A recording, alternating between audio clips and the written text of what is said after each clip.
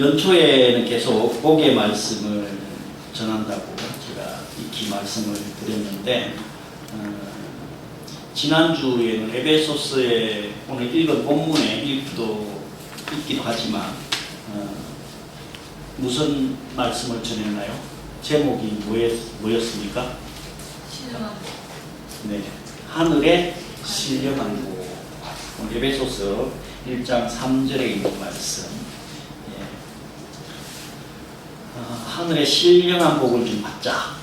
예. 세상적인 기준에 복도 중요하지만 하나님의 신령한 복, 하늘의 복을 받는 것이 가장 우선이고 그게 가장 큰 복이다 라고 말씀을 전했는데, 그 이전에 하늘의 신령한 복을 받는 방법 중에 어떤 방법이 있다고 했어요? 고린도 교회를 통해 갖고 사도 바울이 우리 누구하고 친하자 했어요? 하나님과 화목하자. 하나님하고 친한 게 가장 복되다. 여러분들 하나님하고 친하시죠? 네, 그러니까 이 자리에 다 계신 거잖아요. 네. 세상 사람들도 그렇고 교회도 그렇고 복 받기를 원하는데 복이 뭐예요?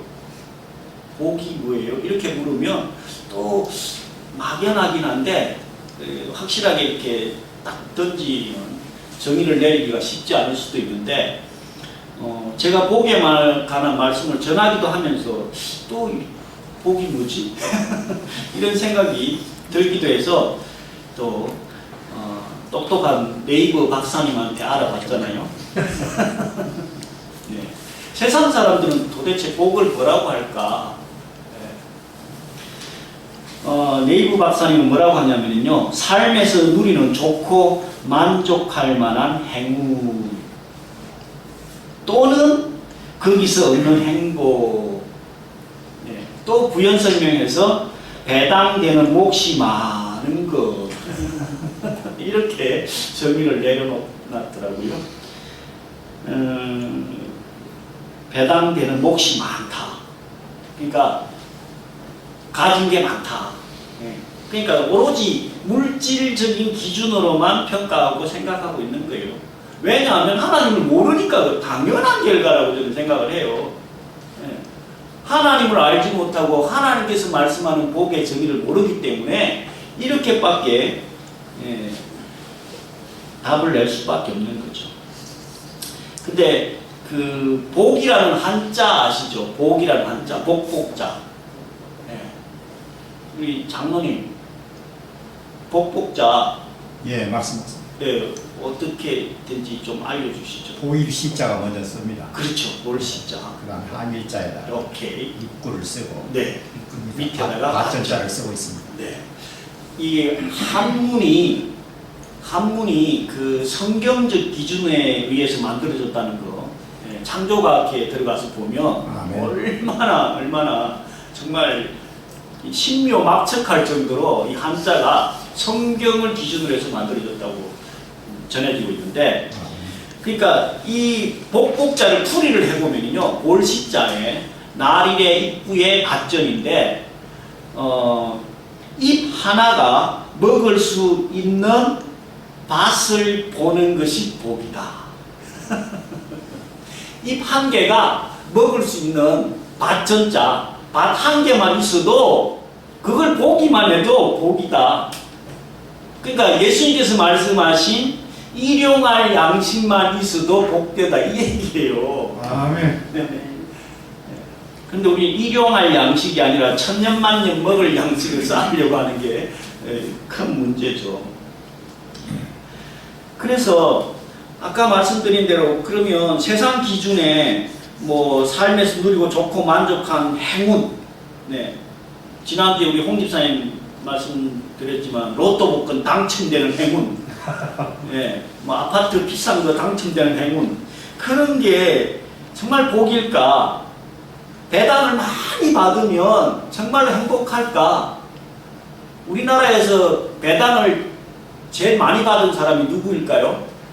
쉽게 얘기하면 돈 제일 많은 사람이 누구예요? 이재용 부회장이잖아요. 지금 저 서울구치소 가가지고 이재용 부회장님한테 이재용 부회장님 요즘 행복하세요? 이렇게 물으면 돈을 수십조, 수백조 갖고 계신데 행복하세요? 물으면 뭐라고 대답할까? 심히 의문스러운데 배당 많이 받는다고, 세상 기준에 배당 많이 받는다고 결코 행복하지 않다는 우리는 익히 잘 알고 있어요. 그래서 그게 답이 아니라 진정한 복은 누가 아주 단순 명료하고 심플하게 정의를 내려줬어요. 시편 1편에 다윗 왕이 뭐라고 했어요? 복 있는 사람은 악인의 길을 쫓지 아니하고 죄인의 길을 서지 아니하고 오만한 자리에 앉지 아니하고 오직 여호와의 율법을 즐거워하여 그 율법을 주야로 묵상하는 자로다. 아멘.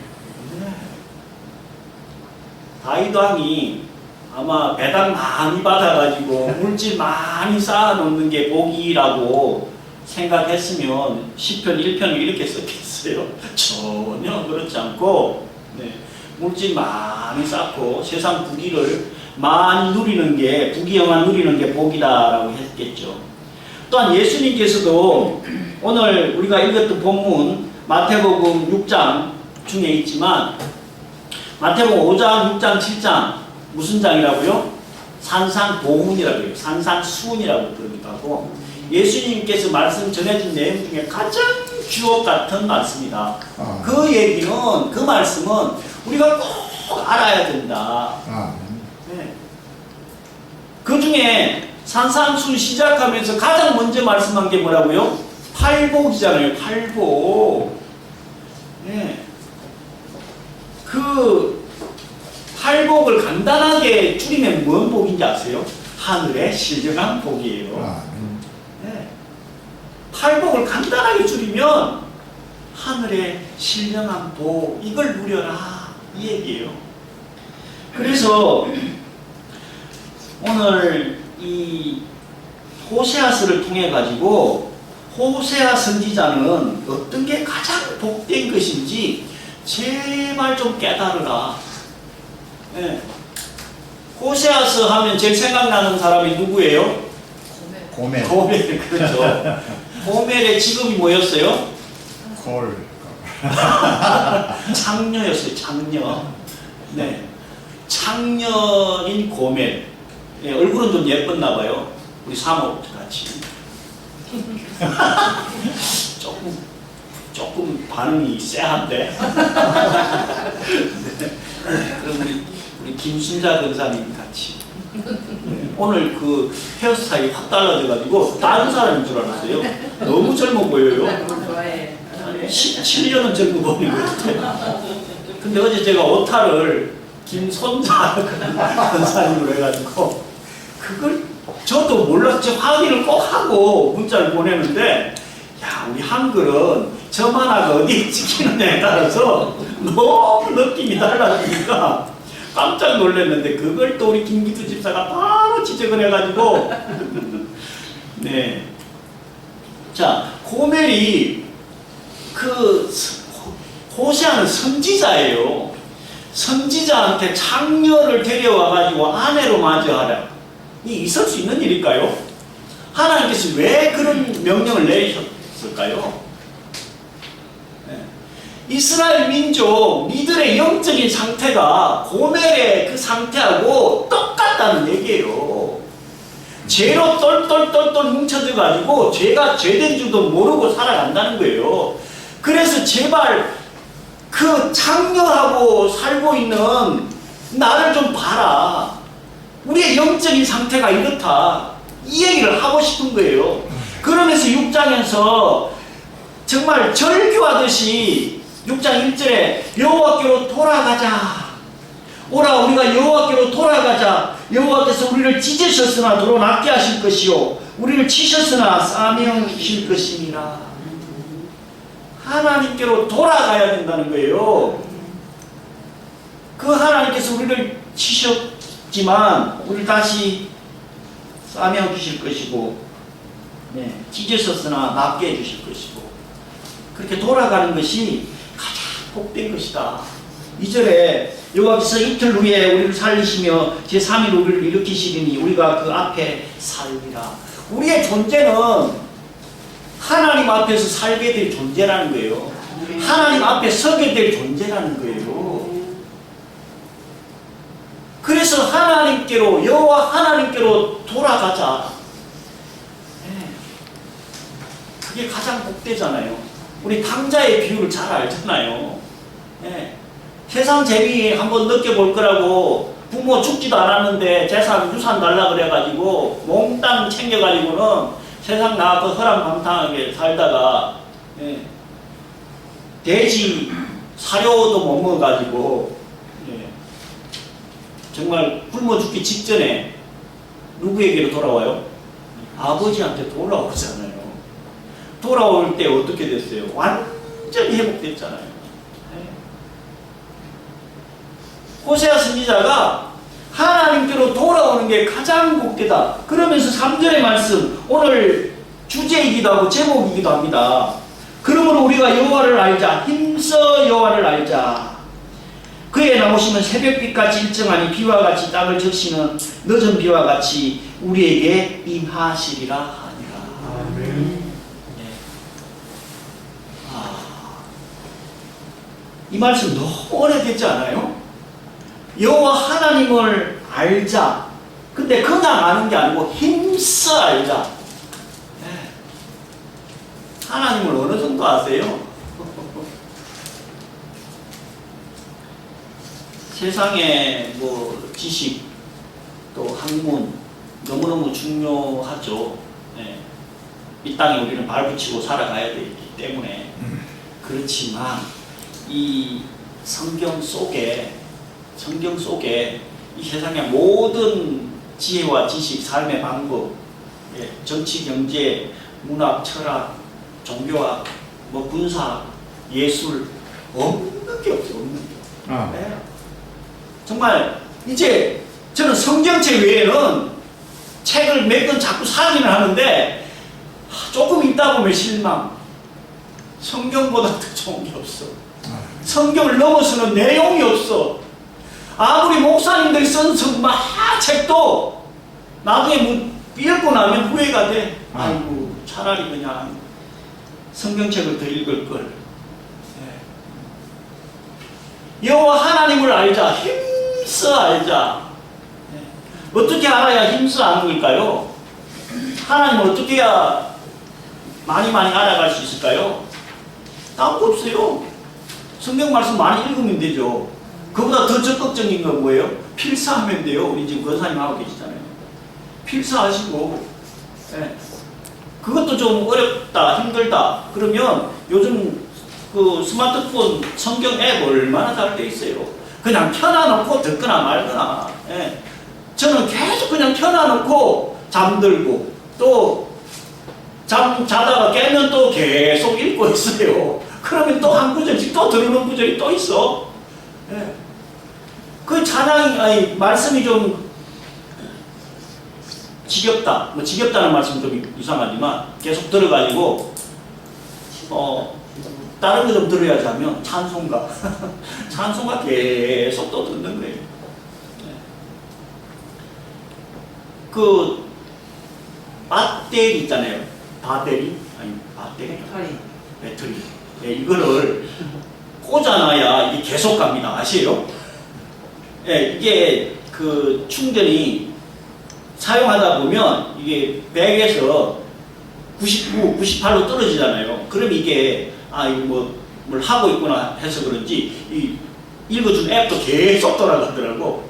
그냥 충전 다 됐다고 올려놔놓으면 한 5분 가다가 끝나버려요. 그러니까 배터리 잭을 꽂아놓으면 계속 읽어줘요. 계속. 하여간 하나님을 알아가는 방법은 무슨 수단과 방법을 써서라도 계속 집중하는 거예요.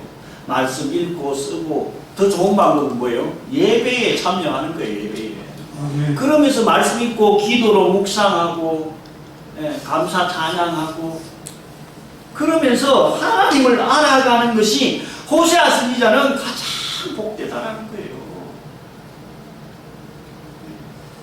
그러면서 더 구체적인 방법으로 예수님께서는 산상수훈 오늘 6장을 통해 가지고 산상수훈 또 6장 읽으면은 헌금에 관한 말씀도 있고 구제에 대한 말씀, 기도에 대한 말씀, 금식에 관한 말씀 이런 말씀들을 쭉 읽으면 이거 또 연초에 그 헌금 설교하려나? 괜히 또 부담감 느끼시는 분 계실지 모르겠는데 오늘 이 마태복음 6장의 말씀에 포커스가 뭐냐면요 몇 절인 것 같아요? 무슨 말씀을 하시기 위해서 이 앞에 말씀을 쭉 하신 것 같아요? 33절이에요. 그런즉 한번 같이 읽어보실래요? 시작. 그런즉 너희는 먼저 그의 나라와 그의 의를 구하라. 그리하면 이 모든 것을 너희에게 더하시리라. 그런즉이라는 것은 앞에 1절부터 4절까지는 구제에 대한 말씀, 5절부터 15절은 기도에 관한 말씀, 그리고 금식에 관한 말씀, 물질의 사용 방법에 관한 말씀을 쭉 주신 거예요.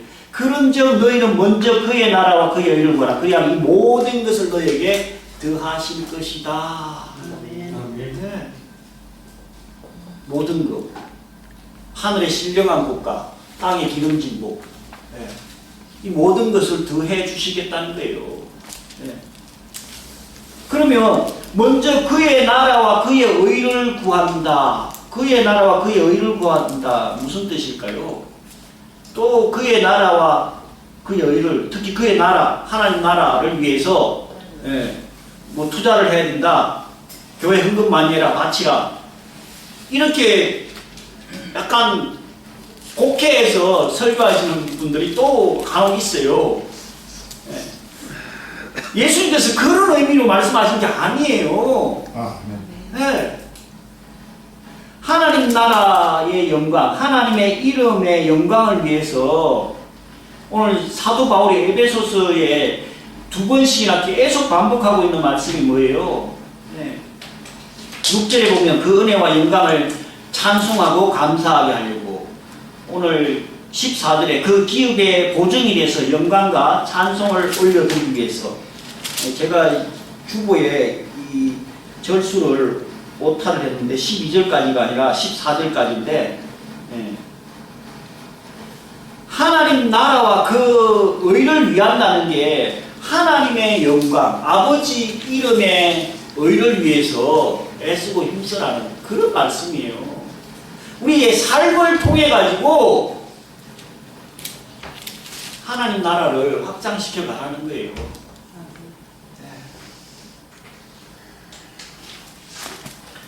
교회의 헌금 물론 하나님 나라를 위해서 쓰긴 하는데 많이 드려도 좋지만 그냥 주변에 어려운 이웃들 뭐 하다못해 지하철이나 길거리에 그 가난한 사람들, 노숙자들 보면 그분들에게라도 과감하게 그냥 도와주세요.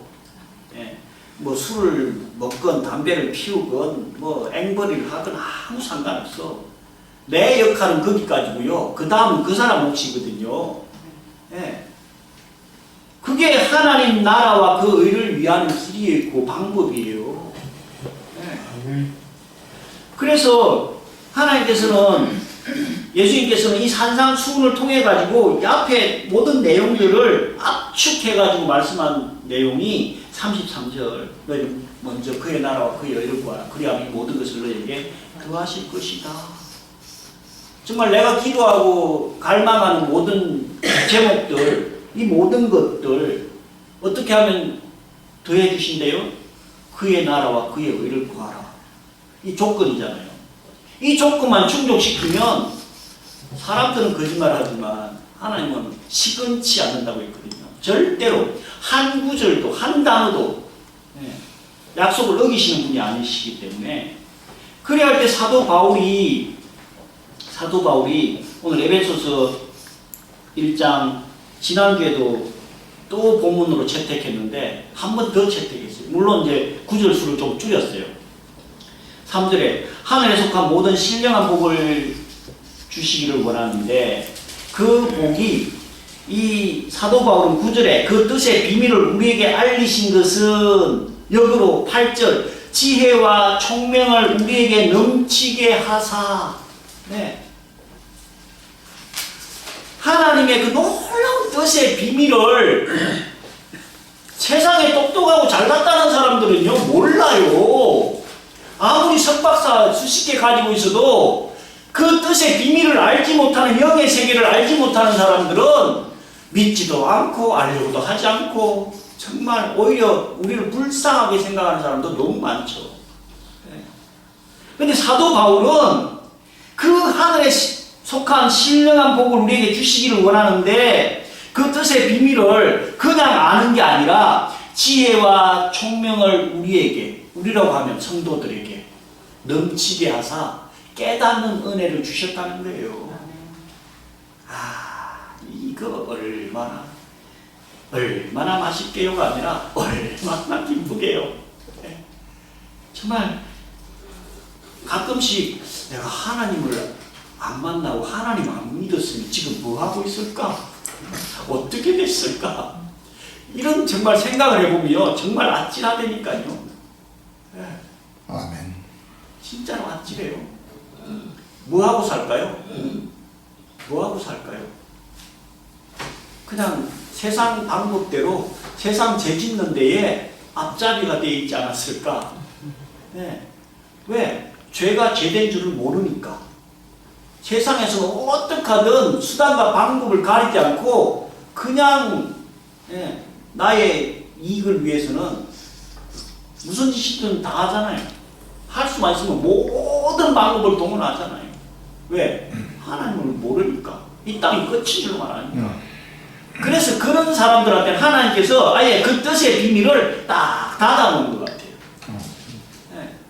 그래서 하나님을 찬양하고 경배하고 예배하는 하나님의 자녀들에게는 지혜와 총명을 넘치게 하사, 그래서 그 알게 한 게 뭐예요? 4절에 창세전에 예수 그리스도 안에서 우리를 택하사 하나님의 사랑 안에서 거룩하고 흠이 없게 하시려고 우리를 예정하사 하나님의 아들들이 되게 했다는 거예요.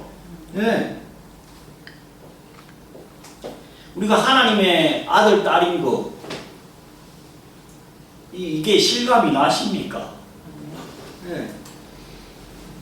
바깥에 나가가지고 아무나 붙잡고 당신이 하나님의 아들이요, 하나님의 딸이요 이렇게 이야기하면 이렇게 됐다고 하지 않겠어요? 네. 근데 우리는 하나님을 아버지라고 부르잖아요. 세상에 그 어떤 종교가 자기가 믿고 있는 분을 아버지라고 부르는 종교가 어디 있냐고. 네. 결국 아버지라고 부른다는 얘기는 우리가 하나님의 아들, 딸이라는 얘기잖아요. 그럼 세상 사람들이 볼 때는 정말 웃기다고 생각하는 거죠. 근데 우리는 아까 그 뜻의 비밀을 지혜와 총명을 넘치게 하사 알게 해주셨다는 거예요. 이 은혜가 얼마나 크고 감사한지. 네. 그래서 그 은혜의 영광을 찬송하게 하고 감사하게 한다고 사도 바울은 6절에 말씀하고 있는 거예요. 7절은 더합니다. 예수 그리스도 안에서 피로 속량 곧 우리를 제3 구속의 역사를 허락해 주셨다. 우리는 죄와 허물로 죽을 수밖에 없는 죄인이라고 로마서를 통해서 말씀하고 계시는데 예수 그리스도의 십자가의 은혜로 우리가 의롭게 됐다니까.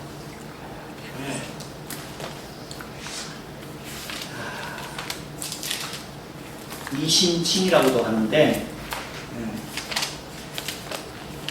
이게 내 뼛속 깊이 아주 뭐라고 해야 될까? 돌에 이렇게 확 파놓듯이 우리 뼛속 깊이 가기를 딱 해놔요. 그래서 13절에는요 약속의 성령의 인치심으로 인쳤다. 인친다는 게 무슨 뜻이라고요? 도장 찍는다고 했잖아요. 인감 도장 인친다고. 옛날 말이나 양이나 소한테 엉덩이 자리에다가 쇠로 불 달궈가지고 엉덩이에다 딱 불도장 하나 찍으면 거기는 털도 안 나고 흉터가 이렇게 생겨서 이건 내 거, 이게 인치는 거예요. 성령님께서 너는 내 것이라 하나님의 아들이요, 넌 의롭게 됐어, 이렇게 인을 딱 쳐놨다는 거예요. 그래서 우리가 14절에 보면 그 하나님 나라의 기업의 보정이 될 테니까 영광과 찬송을 하나님께 드려야 한다. 사도 바울이 이렇게 말씀하고 있습니다. 이 땅에 기름진 복 물론 중요하고 하나님께서 당연히 필요하면 주실 거라고 믿는데, 하늘의 신령한 복은 벌써 우리에게 이미 이 자리에 앉아 계신 것 자체가 받은 거예요.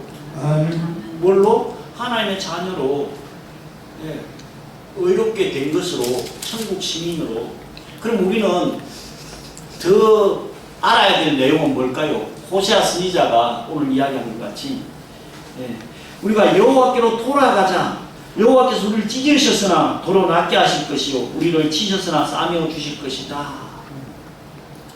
어렵고 힘들고 정말 좀 절망스러운 상황이 되면요, 이사야 40장을 꼭 읽어보세요. 오늘 교동문 내용이에요. 이사야 40장. 이사야 40장에 제 앞에 소제목이 뭐라고 되어 있냐면요, 희망장이라고 되어 있어요. 희망의 말씀이라고 되어 있어요. 네. 오늘 교동문에 읽었지만 이 천지 만물을 누가 창조했나 봐라. 내 송사가 하나님께서 벗어났도다.